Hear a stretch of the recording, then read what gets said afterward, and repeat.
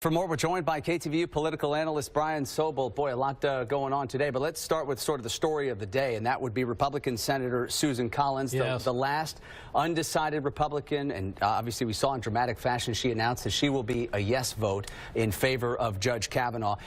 Anything at all surprise you about her decision? Well, we didn't know coming into it which way she was leaning, but then she goes to the floor of the Senate and lays out in some length her reasons for voting for Judge Kavanaugh. And I think whether you are for Judge Kavanaugh or not for Judge Kavanaugh, you have to give it up to her. She made quite a case for her position. It does seem that way. On the other side of things, you have one of her colleagues, Republican Senator Lisa Murkowski from Alaska, saying that she is going to be a no vote for the confirmation tomorrow. Yeah. What do you make of that? Well, Alaska has a large Native American population, and there were some questions about positions that Kavanaugh had taken in the past around Native American rights and that sort of thing. Don't know if that had a factor.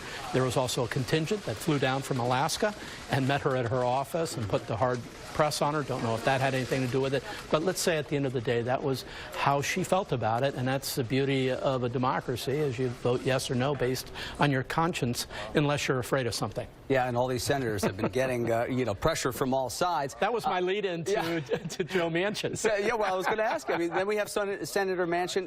Appears that he's going to be the only Democrat to vote in favor of Judge Kavanaugh.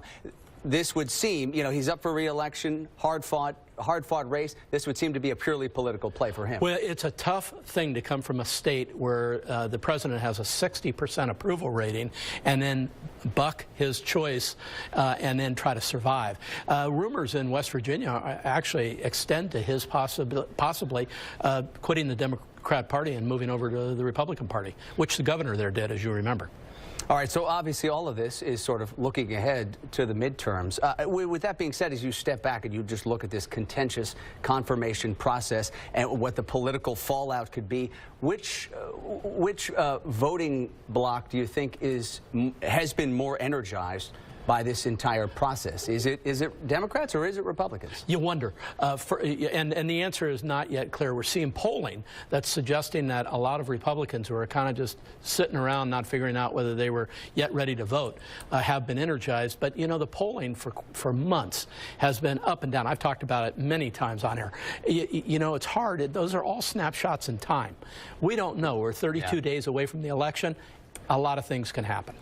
Speaking of things potentially happening, I guess this is sort of, the question that people will be wondering here during the next 24 hours. You have all of these key senators announcing how they will vote, they say, tomorrow for that final floor vote to confirm Judge Kavanaugh.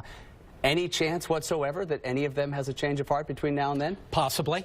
You just don't know. Usually there's a lot of vote counting that goes on, and people are pretty clear on how people are going to vote. Generally, this issue maybe is a little different, and I can tell you that the lights tonight in Washington are burning late with people talking to people who may know somebody and can maybe change the vote. So they haven't given up. It would have to be some big piece of news, it would seem. Oh, it would be huge. Yeah. All right. Yep. Political analyst Brian Sobel, thank you very much for coming in. My pleasure.